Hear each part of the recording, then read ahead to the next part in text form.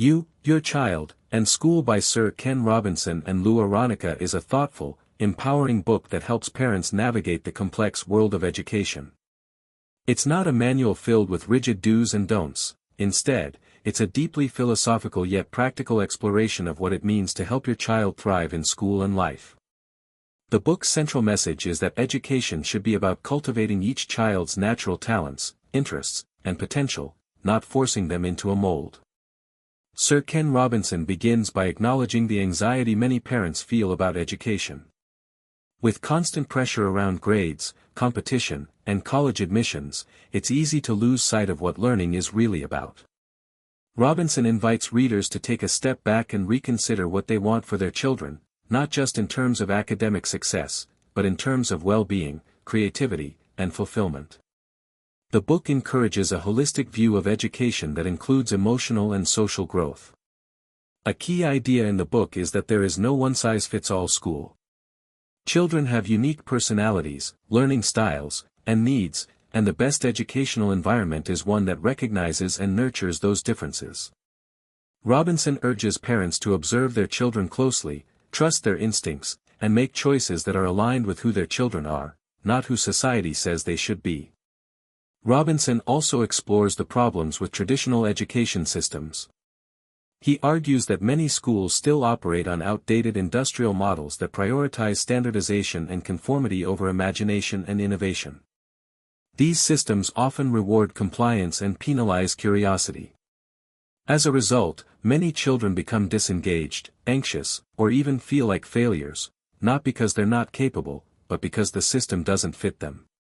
The book highlights how creativity and the arts are often undervalued in mainstream schooling. Robinson, a longtime advocate for creativity in education, stresses that subjects like art, music, and drama are not luxuries, they're essential. These disciplines teach self-expression, collaboration, and problem-solving. For many children, they are the very pathways to discovering who they are and what excites them. Another major theme is the role of parents as advocates and partners in their children's learning journey. Robinson explains that parents don't need to be education experts to support their kids, they just need to be present, curious, and open-minded. The book offers advice on how to talk with teachers, assess school environments, and ask the right questions without becoming overbearing or controlling. Robinson is careful not to villainize teachers or schools. He acknowledges that many educators work within restrictive systems and still do extraordinary things. The issue, he says, is systemic, not individual. He encourages parents to seek out educators who genuinely care about their students as whole people, and to value those relationships as key parts of the learning process. One of the book's strengths is its balanced approach.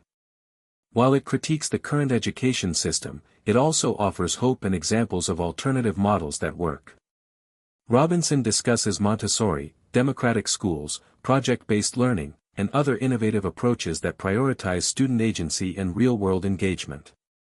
These models show that it's possible to reimagine education in ways that honor each child's individuality. The writing style is warm, conversational, and encouraging. Robinson and Aronica avoid jargon and make even complex educational theories feel relatable. Their tone is respectful and non-judgmental, creating space for readers to reflect on their own values and experiences without feeling pressured or criticized. Throughout the book, Robinson stresses the importance of well-being. Academic success, he argues, is not the ultimate goal. Mental health, joy, and a sense of purpose are just as important. He encourages parents to notice how their children feel about school, not just how they perform.